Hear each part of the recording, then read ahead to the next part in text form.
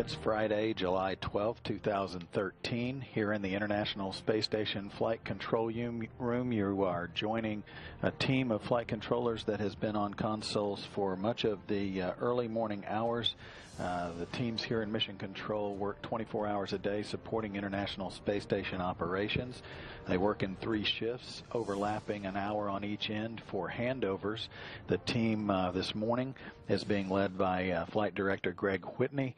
He is joined by veteran astronaut Anna Fisher, who is serving as the communications link between this team and the crew on board the International Space Station. That crew, 3 of which are enjoying their 106th day on orbit. The other 3, their 45th day, are comprised of Commander of Expedition 36, Pavel Vinogradov, and the rest of the crew members are listed as flight engineers: Alexander Mazurkin, Chris Cassidy, those 3, the longest aboard the station; Fyodor Yurchikhin, Luca Parmitano, and Karen Nyberg, the 3 crew members that have been there the shortest time, but they will be there until November. The other 3 crew members are expected to return home on September 11th to end about 166 days in orbit for that members of the Expedition 36 crew. They started out as Expedition 35. On board the station, the crew members are spread out all over the complex, conducting experiment checks as well as routine maintenance activities on board the station. Luca Parmitano currently working with the water processing assembly to swap out a filter in that assembly to ensure that there's no blockage for the water flow or restricting of the water flow of that experiment. Inside the Destiny lab, you see Karen Nyberg and Chris Cassidy. Cassidy has performed a spacewalk earlier this week and will perform a second spacewalk on this following Tuesday. The Russian crew members are back in the Russian segment of the station, performing some routine housekeeping chores and some experiment operations as well. So the 6 crew members are working through about the midpoint of their day in space, supporting activities aboard the complex. A number of experiments are ongoing aboard the station, including the capillary channel flow experiment, a very interesting experiment designed to study the transport of fluids without any kind of mechanical interface.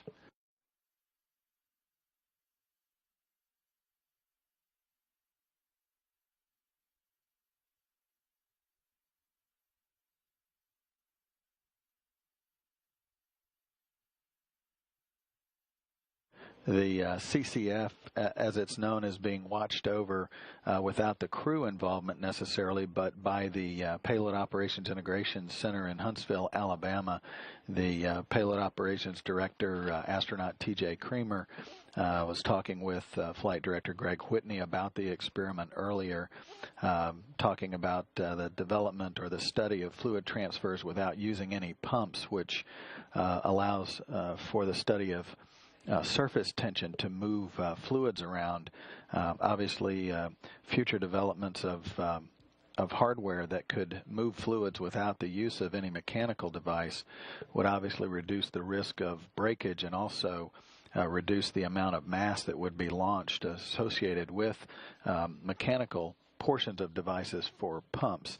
So that experiment is fairly autonomous and is ongoing while other activities are going on around the station.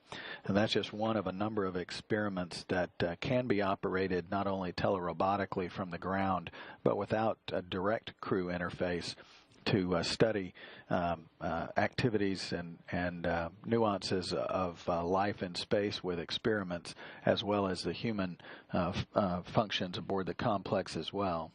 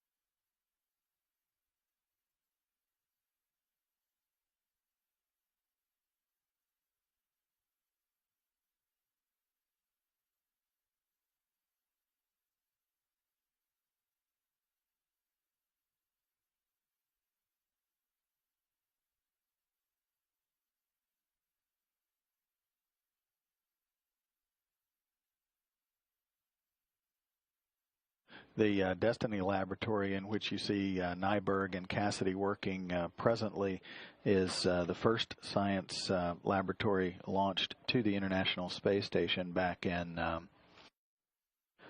February of 2001. It was followed just a couple of months later by the delivery of the large robotic arm known as Canadarm2, which is the major contribution to the International Space Station by the Canadian Space Agency. And that was followed, coincidentally, 12 years ago today, the launch of Atlantis on the STS-104 mission, delivering the Quest airlock, the U.S. airlock, which supports spacewalk activities from the International Space Station. Quest was a unique, not only unique module, but a uniquely shaped module delivered as part of that mission, which lasted a little more than 12 days, in fact almost 13 days, launching on July 12th, returning Atlantis on July 24th of 2001. It was the 10th mission in the assembly process of the International Space Station, during which Atlantis was docked to the complex for 8 days. There were two different dual robotics activities that were required to install Quest to the Unity module.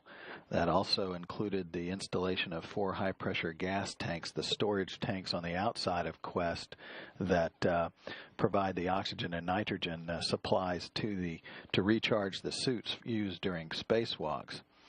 Actually, the very first ever spacewalk that was conducted out of Quest was conducted during that flight as well on July 20th before Atlantis departed.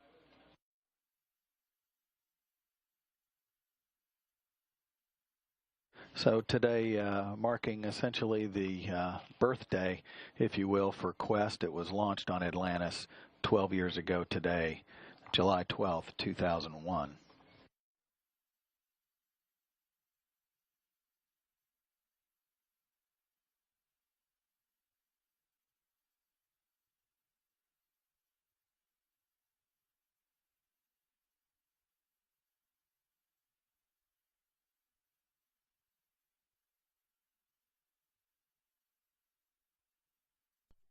The crew, as mentioned, is already halfway through their day. The midpoint of a crew's day usually is in the 8 to 9 o'clock time frame for the astronauts and cosmonauts on board, who wake up around 1 o'clock each day Central Time.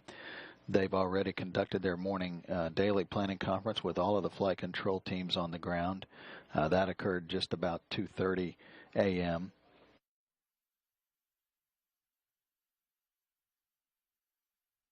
And, of course, all crew members have been timelined for exercise in the morning and afternoon portions of their day, and that, of course, is a critical component of maintaining the human body in good physical condition for these long-duration space flights, particularly, obviously, to set the stage for when crew members return home after these long periods in microgravity. It helps in their rehabilitation process. Usually targeted for about a 45-day or so process after they return home. But exercising at least 2 hours a day is budgeted for each crew member to maintain their cardiovascular system and their musculoskeletal systems as well.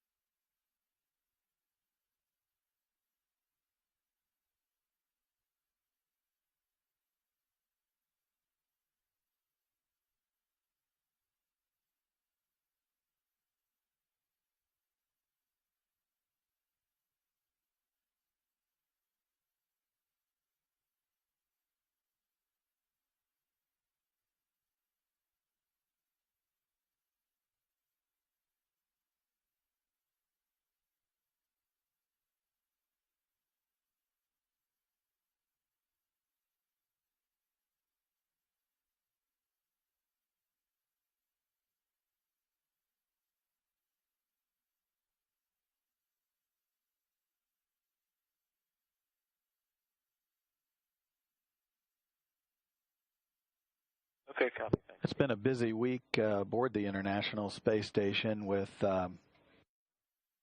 the astronauts and cosmonauts aboard this station starting off with preparations for a spacewalk or extravehicular activity. The crew members Chris Cassidy and Luca Parmitano spent early part of the week preparing their spacesuits and going over inventory for their tools, while other crew members, including Karen Nyberg and Luca Parmitano, assisted with their activities as well, and also participated in some experiment work aboard the station. That spacewalk, of course, occurred on Tuesday. Cassidy and Parmitano conducted a 6-hour, 7-minute EVA out of the Quest airlock to replace a failed KU band antenna receiver box and also perform some maintenance and upgrades to station equipment. They brought in an experiment that will later be brought home from the International Space Station as part of the SpaceX cargo return. This was the 170th spacewalk in support of station assembly and maintenance. It was the 5th for Chris Cassidy and the 1st for Luca Parmitano, who became the first Italian to walk in space. Nyberg and Fyodor Yurchikhin, a Russian cosmonaut, assisted with their suit up, and then Nyberg oversaw the operations of the Canadian robotic arm, Canadarm2, from the Destiny Labs robotic workstation throughout that spacewalk. Wednesday, the midweek, the cruise day started off with a bang, literally, as the onboard automated transfer vehicle's orbital control system thrusters were used to raise the perigee, or the low side, of the station's orbit by 3.2 miles. That places the complex in the precise orbit for arrival of the next Progress supply vehicle, 52P, on July 27th. And the departure and return home of Vinogradov, or Pavel Vinogradov, Alexander Mazurkin, and Cassidy in their Soyuz capsule on September 11th. The station now is in an orbit of 263 by 254 miles, an average of 259 statute miles. Crew members also continued preparations for the spacewalk, conducting conferences with the ground and post-spacewalk medical exams by Nyberg, who's the onboard crew medical officer. She and Parmitano also packed up the materials ISS experiment that was brought in during that Tuesday EVA. Those experiment samples are scheduled to return to Earth aboard the SpaceX 3 commercial cargo craft later this year. The experiments were designed to assess impacts of space environment on materials and processor elements. Nyberg also opened a shutter on a window observation research facility, the wharf on board the station, as part of the ISS Environmental Research and Visualization System, which is designed to help gain experience in automated data acquisition and provide images for disaster monitoring and assessments. Mazurkin, in the Russian segment of the station, took some samples from an experiment known as the Vinoslivost, which studies material fatigue in the space environment. Results of this study will provide data for estimating the lifespan of structural elements for current and future station modules. Thursday of this week, the crew continued to prepare further for next Tuesday's spacewalk by recharging the suit batteries for the EMUs, the extravehicular mobility units, and also reviewing their overview plan for the spacewalk and conducting a long-distance conference with the EVA team on the ground as well. The week will close out on Friday with Cassidy and Parmitano continuing spacesuit configuration work and gathering their tools for next Tuesday's EVA. That's scheduled to begin just after 7 a.m. Central Time, with NASA TV coverage beginning an hour earlier at 6 a.m. The weekend, the 6 crew members plan to enjoy a fairly quiet weekend on orbit, with time off to visit long distance with family members and also conduct some status checks on experiments that are ongoing. They'll conduct some routine housekeeping chores and, of course, Earth observation and photography, one of the favorite activities of crew members on board. Next week, a look ahead, obviously, Tuesday with that spacewalk, that will dominate the early part of the week for the crew members on board. And, of course, the preparations for that will commence once again on Monday as the stage will be set for that early Tuesday morning spacewalk. So that's the week aboard the International Space Station, and it's always a busy week up there with experiment work going on as well.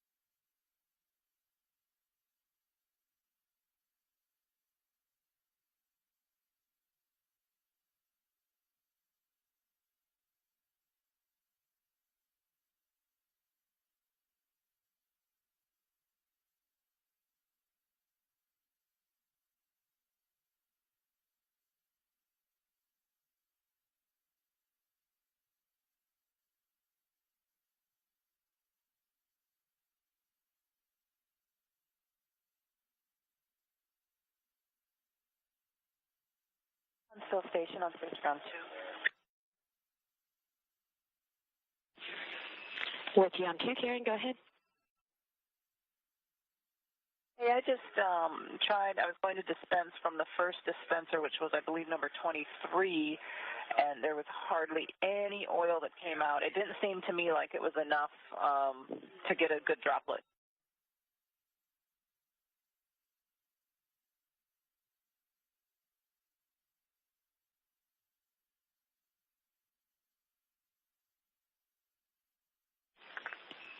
And Karen, we copy. Sounds like the same issue we were having last time. Do you mind zooming in the camera and showing us the droplet that you did get?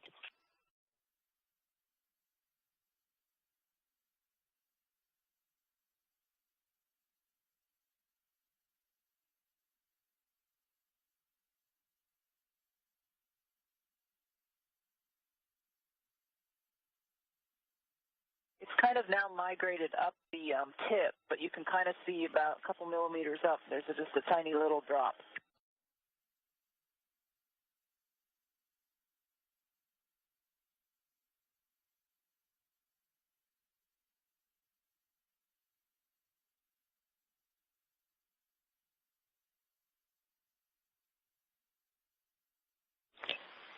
And Karen, there is no oil on the sample, just within the syringe. Is that correct?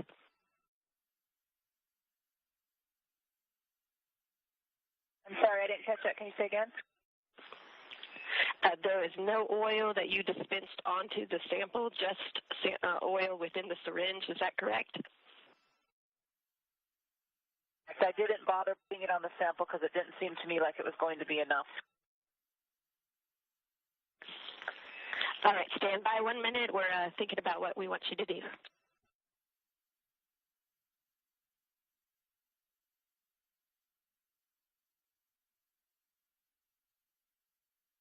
Karen Nyberg is at one of the experiment racks in the Destiny laboratory of the International Space Station. That's the Fluids Integrated Rack, the FIR. And Karen, Huntsville, Space to Ground 2, if you don't mind trying to manipulate that dispenser, plunging it over and over until you try to get more oil. If not, you're welcome to move on to the next dispenser.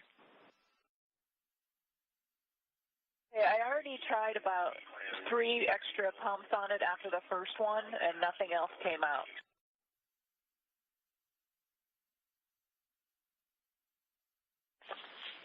And Karen, we think you should move on then.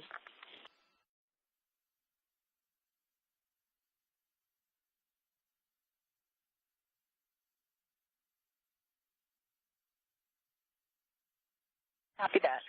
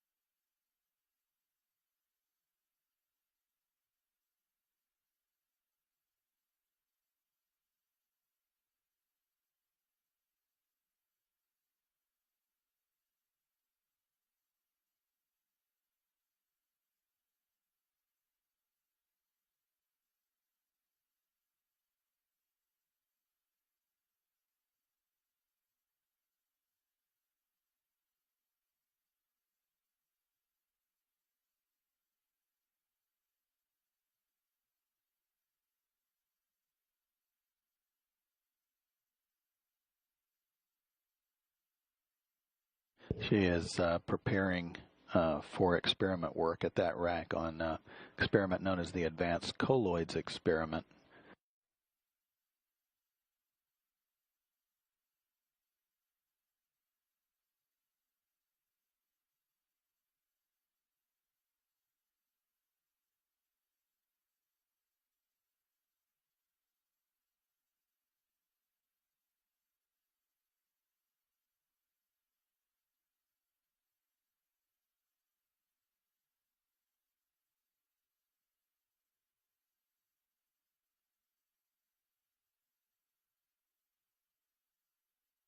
Суд Москвы МКС в канале СД1. Moscow Station is Joan. На связи. Go ahead. Сереж, Serежа, this is a tender. новую сменную панель. I changed out and the new panel is there. So I'm standing by for your recommendations, or actually your go to start testing. Александр, Sasha, yes, go ahead. выдавай. Да, я слушаю. Хорошо, выдаю. You can do that. Okay, in work. Houston Station on 2, the conference is all wrapped up on 4. Thank you. We copy, Chris, and we'll normalize space to ground 4.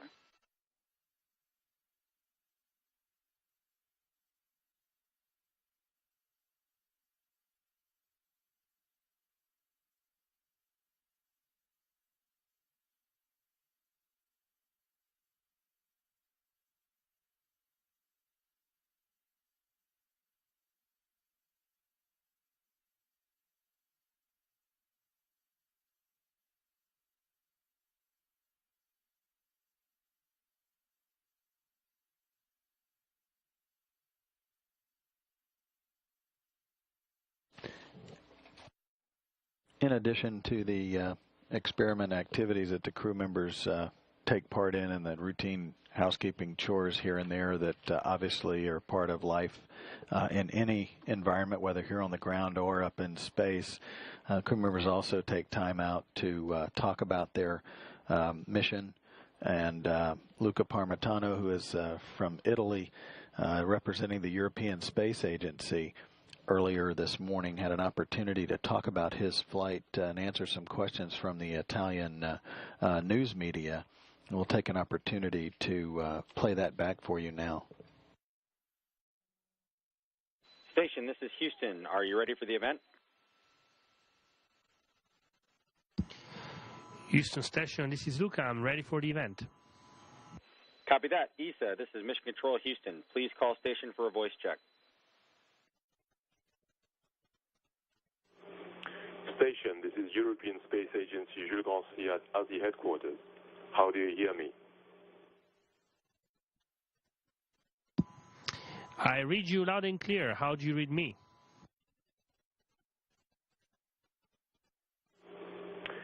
Very good. Luca, on behalf of the European Space Agency, I'd like to express to you and your crewmates a congratulations for the work done so far inside and outside the space station, and our encouragement for the task ahead, conducting scientific experiments on board Columbus. And I hand over now to President Sagese. Luca, we often talk over the phone. Now for the first time I see you on screen. There are several things we want to ask you today. We have a lot of journalists today, but first of all, somebody's physically threatening me to give you a message that Dean and Frank want to say hi to you directly.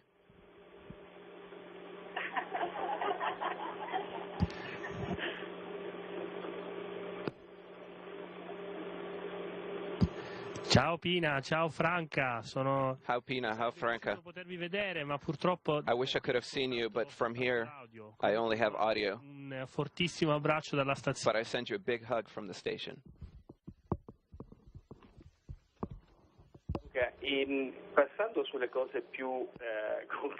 Talking about more concrete things, the first thing that we spoke about over the phone the other day, we wanted to get your impressions, even from a technical standpoint, on what happened during the extravehicular activity. We saw many images, we saw your hands moving. A very long time, 6 hours, 15 minutes that you were out there. What did you do in particular? And what else do you have to do for the next extravehicular activity? Sì, proprio in questo momento, proprio oggi, ho finito. Just today, I completed the configuration of all the instruments that we're going to be using for the next spacewalk.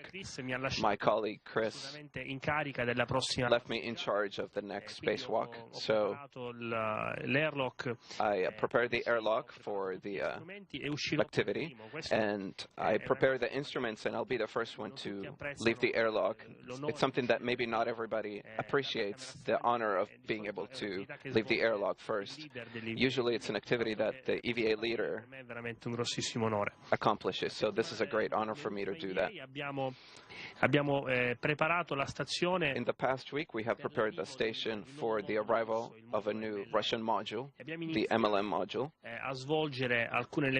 and we have started accomplishing some of the functions. Practically, we have connected the cable that will provide electrical power from the station to this new module. However, we still need to bring the data side. So in the next few days, my job will be to connect these cables that we left outside the station and to carry them from one end to the other of the station so that we can carry everything that deals with data. I have prepared a surprise for you today. I brought one of the gloves that I use during the EVA. This is my right glove, and I wanted to show you something, which it can seem pretty soft and flexible when it's not pressurized like this. However, you need to imagine how the suit becomes like a balloon when it's pressurized. So this glove becomes extremely rigid, and every time that I need to operate this glove, so grabbing an object or touching something, it's almost like squeezing a tennis ball. So imagine doing that for 6 hours and 15 minutes. So imagine the physical strength that is necessary to operate the suit. And then I brought you another object in cui molti mi hanno chiesto di cosa si tratta. A lot of people have asked me about, and questo oggetto qui it's this object here, non è una pistola, un cannone, which is not a pistol, it's not a cannon. It's called a PGT, the pistol grip tool.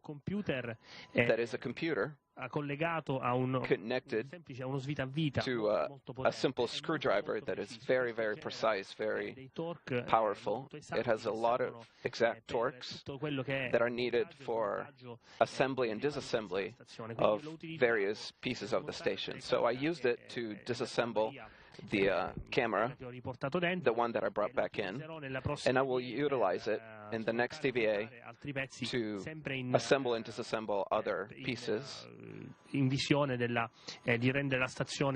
so that we can improve on the station for the next cruise to come. Luca, something that I would like for you to repeat for our journalists was the feelings that you had when you were on top of the robotic arm. You were telling me that when the robotic arm was being operated by your colleagues inside, you felt safe, whereas when it was being operated automatically, you had a little bit of a different feeling. Yes, it's strange to say. However, when I install myself into the robotic arm, I am connected to it by an interface to the feet, which is pretty stable. However, without weight, you don't feel this rigidity, because I float inside the suit some. So when Karen was moving the robotic arm from one side to the other, her inputs were so soft and ideal that I did not feel any movement, and I felt very solid in the structure. When the arm is operated automatically, the data calculated by the computers are a little higher, so there was a bit more motion that I felt inside the suit. Clearly, it's not as comfortable as it was when Karen was moving the arm from one side to the other. Luca, something else, another question that we have in general. Before we let you express an opinion on feelings that you had in speaking with children, was something about medicine, the experiments in medicine. We always say that the astronaut is a bit of a scientist from one side and a guinea pig from the other. Have you been subject to some experiments on your own body, or do you still need this experience? In realtà ho iniziato subito. Really, I started immediately with experiments sul mio corpo. Ne stiamo facendo for medicine on my own body. We're conducting many. One in particular is called ProK, which is a very specific diet, which tends to balance in a very exact way animal protein and potassium that an astronaut ingests. So through this diet, we try to minimize calcium loss through the bones, which is this very rapid osteoporosis that is developed when an astronaut is weightless. The other experiments that we're conducting regarding medicine are very important, in my opinion. One is about vision. Recently, some studies have demonstrated that astronauts' vision can change during permanence on orbit. And we are conducting a series of studies through an ultrasound machine con delle ecografie proprio with an echocardiogram, un fondoscopio che guarda la and another with a scope that looks at cornea and records any variation. And finally, and maybe not last, an experiment that will have the most immediate effect on Earth is a series of ultrasound on the spine that we conduct both as operators and subjects. This is a very important experiment because the study will allow us to diagnose utilizing simply an ultrasound machine. It's very simple. It's about the size of a laptop, whereas right now for this type of diagnosis, you need to do an MRI or other complete body scanning with very expensive machines that are very large and impossible to find in remote locations. So with these small machines, we are going to be able to conduct diagnostics on the Earth, even in areas that are hard to access. Okay, Luca. Thank you so much. Adesso passiamo alle domande direttamente. Now we're going to go to the journalist questions. While they're getting ready, have you noticed any damages due to micrometeorites? One of the tasks that I had during my first spacewalk was to photograph some particular zones of the station. These photos are now underground being analyzed, clearly in much deeper ways. I personally have not noticed any particular damages, even on the suit, even on the components. I did not see any micrometeorites damages. And of course, then there will be some different analyses of the photos that could yield different results. Ciao Luca, sono Andreana D'Aquino dell'agenzia. Hi Luca, Andreana D'Aquino from ADN Kronos. Listen, first of all, great emotions, great pride in seeing you conduct your first spacewalk. Here's my questions. Did it go as you expected, or were there issues that from the Earth we were not able to see? And what kind of know-how are you going to bring back when you come back to the ground? That's many questions. The answer to the first questions are, were there any problems? I don't think any EVA ever happens the way it was planned. The greatest difference was when my colleague Chris was supposed to connect an electrical cable from an outlet to the other, and this cable was tangled up for almost 10 years, so it had a great memory and didn't want to unravel. So Chris had to use all his strength to unravel it, and this took some time.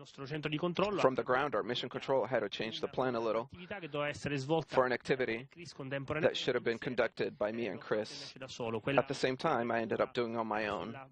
So covering the front part of the ISS that I ended up installing on my own was supposed to be done together, but really I ended up feeling fine doing it on my own, and I was very fast. So afterwards, Chris and I started a series of tasks that were part of the second EVA, so we kind of caught up and got ahead. So this is great, because tomorrow we'll have the opportunity to add even more operations next week, next week's EVA. About know-how, very easy. The extravehicular activity represents one of the key points of space exploration. We cannot go anywhere as humans if we do not have the ability to conduct this activity with the spacesuit and support systems. So in the future, we will need to develop new systems, and there are some already being developed, and as well as industries that are developing new spacesuits. If Italy wants to have a place at the table on what the future space systems will be, how we're going to explore new planets, in order to have a place at this table, we have to have this experience. I am speaking as a country, not as an individual. The individual is not of issue here. But now our country has a place at this table. Ciao Luca, sono Rosa Praticò di Hi, Luca. 24. Laura Pratikov, SkyTG 24.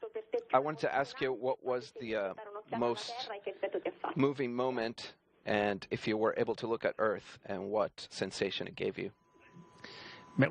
Sicuramente il momento in cui surely the moment where Chris opened la camera stagna e io ho visto the airlock for the first time, and I saw from inside ho visto la terra che scorreva sopra, the Earth running by. That was a very powerful moment. I can't tell you how hard my heart was beating. But even though I had a very strong interior calm, because I knew what I was doing, and I was very sure of my capabilities, the moment that you come out of the station is a very special moment. It's a jump in the unknown. I didn't know how I was going to react. No one will know how they will react when they end up outside the station, when they finally exit and are connected to the structure with just one cable. So that was a very powerful moment. But in general, the entire activity was captivating. There's a moment that I remember very well when I connected with the arm. I was in the dark, and as I was translating, I saw dawn. And seeing dawn from the outside, it's very fast. And seeing it just through the visor separating me from this view, it was beautiful. It was very emotional. It was a vision that's outside the norm. It's something man is not prepared to see. The Earth seen from there is a spectacle. It's marvelous. It's truly a jewel.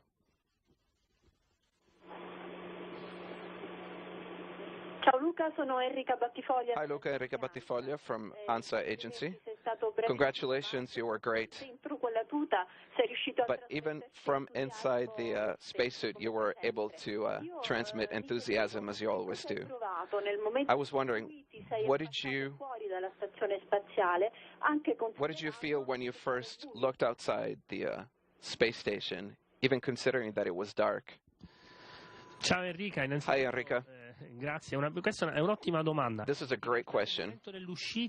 Actually, when we came out of the airlock, it was light, but we entered darkness shortly thereafter. So when we came out, twilight was about to start. So my first image that I saw coming out of the crew lock, la dinamica e la coreografia dell'uscita the choreography of the exit come farò io la prossima volta is such that the number one person exits head first, whereas the second person goes out feet first.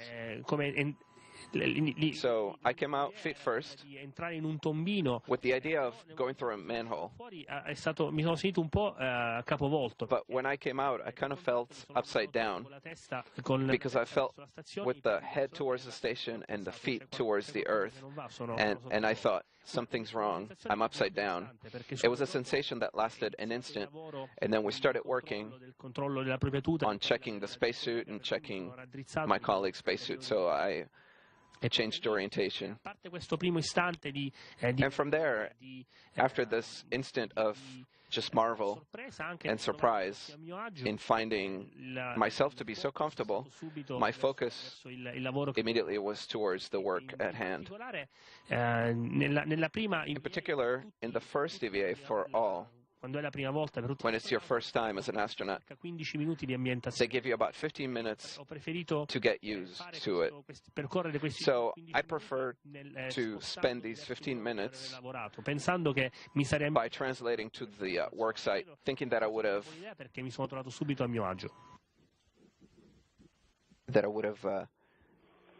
become accustomed to the space. Buongiorno Luca, sono Flavia Fratello della televisione. Hi Luca, Flavia Fratello from La La mia Sette. domanda è questa. Here's my question. Hai praticamente fatto tutto ciò che può aspirare a fare un astronauta. You practically did everything that an astronaut can aspire to. You did an EVA, you're in a long-term mission. What is your next objective? Going to Mars? And if they proposed a one-way mission, would you accept?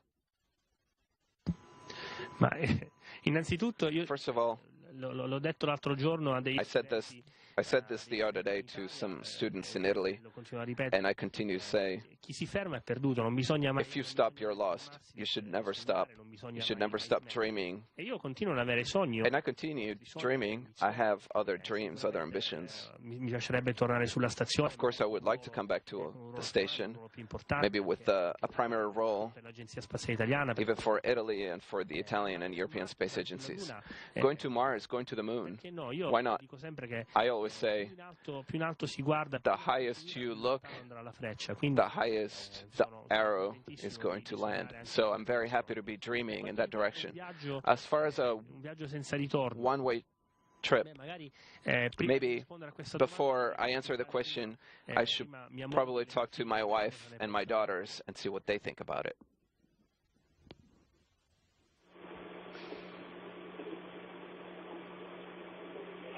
Ciao Luca, Manuela Maddaloni, Mediaset. Hi Luca, Maddalena from Mediaset.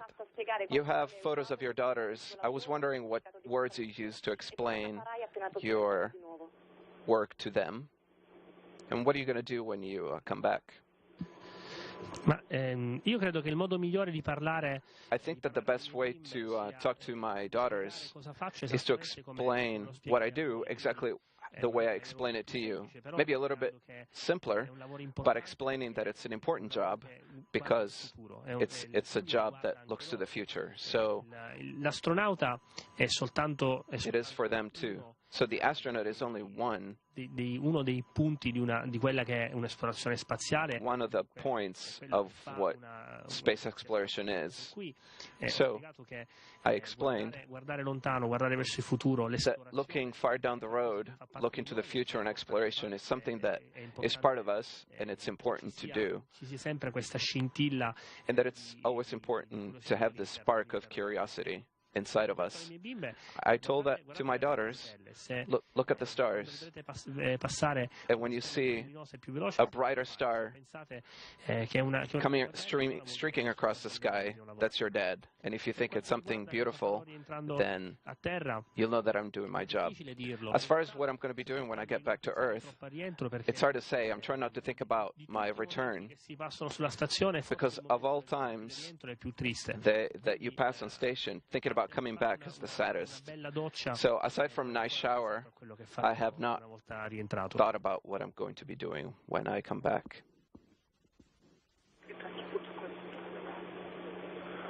Thank you, Luca. That concludes the event. Copy. Thank you very much thank you everybody for your questions and your time. Station, this is Houston ACR. That concludes the event. Thank you. And that was, as it happened earlier this morning, Luca Parmitano, flight engineer number 5 aboard the International Space Station on his first voyage into space, of course, his first long-duration mission. He's the first Italian astronaut to ever do a spacewalk. That was accomplished this past Tuesday, along with Chris Cassidy, as They performed a number of tasks on the outside of the station based out of the Quest airlock, celebrating its 12th anniversary today, July 12th, the celebration of its launch to space aboard Space Shuttle Atlantis. He and Cassidy will perform another spacewalk this coming Tuesday, the 16th, to conduct some additional tasks outside the station, preparing for future Russian laboratory modules arrival late in December. They will essentially conduct some of the early wiring associated with that arrival, and also future spacewalks by their Russian colleagues on board will also continue that effort as well.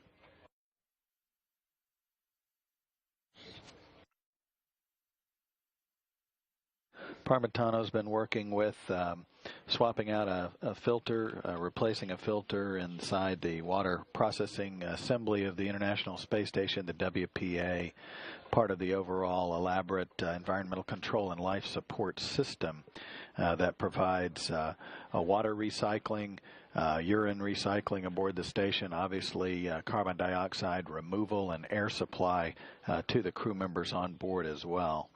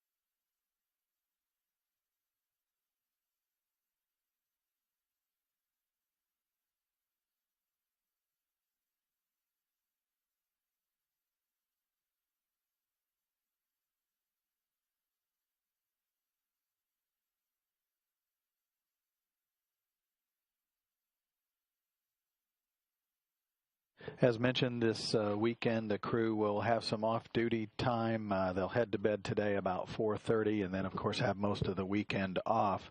But we'll be back on Monday with another hour of coverage of their activities aboard the complex.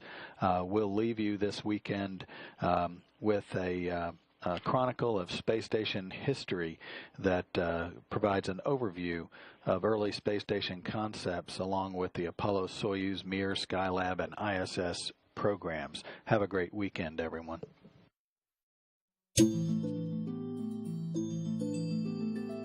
As early as the 19th century, writers and artists and scientists around the world began to publish their visions of a crewed outpost in space. In 1869, author Edward Everett Hale penned The Brick Moon, a short story about a satellite built from 12 million bricks. At the turn of the 20th century, Russian scientist Konstantin Tsiolkovsky proposed ideas about human spaceflight, including an orbiting space station. In 1923, Romanian math teacher Herman Oberth published a treatise that included an orbiting refueling station for a manned trip to Mars. A few years later, in 1929, Austrian engineer Hermann Nordung wrote of a giant wheel-shaped platform that rotated to produce artificial gravity. One of Oberth's students was famed rocketeer Wernher von Braun, who in late 1945 developed a concept for a modular, wheel-like space station that would serve as a launching point for a mission to the moon. In 1952, von Braun published a widely read series of articles about space travel in Collier's magazine. In the early 1960s, as human spaceflight programs in the United States and Russia took shape, engineers and designers began to investigate a variety of space station concepts based on then-current technology. The Soviets were the first to establish an orbiting space station, Salyut 1, launched in 1971. In 1973, Skylab was assembled from unused Apollo rocket parts and launched to become America's first orbiting space station. 3 crews flew aboard Skylab for a total of 171 days on orbit, conducting a variety of scientific experiments and observations that demonstrated the value and the potential for space-based research. A temporary space station was created when an American Apollo Command Module spacecraft docked with a Russian Soyuz ship on July 17, 1975. Apollo-Soyuz was a viable example of international cooperation, the keystone and the foundation of the global partnership that would result in the construction of the International Space Station. With the launch of the first space shuttle on April 12, 1981, America resumed flying men and women into space. We can follow our dreams to distant stars, living and working in space for peaceful economic and scientific gain. In his 1984 State of the Union address, President Ronald Reagan announced the construction of a permanently crewed space station. 11 nations signed a formal agreement with NASA to participate in the development and construction of Space Station Freedom. In February 1986, the Soviets began construction of their modular space station, Mir. By October 1990, congressional budget changes mandated a complete redesign of the Space Station Freedom project, with an emphasis on affordability. In 1993, NASA was directed to maximize the new station's scientific capabilities and leverage Russia's considerable experience in space station operations by inviting Russian participation in the American space station project. The result was a global partnership of 15 countries that learned to work through differences in culture, language, politics, design, manufacturing, management, and operational styles. During Phase 1 of the space station program, between February 1994 and June 1998, space shuttles made 11 visits to Mir, and 7 NASA astronauts lived aboard the Russian station.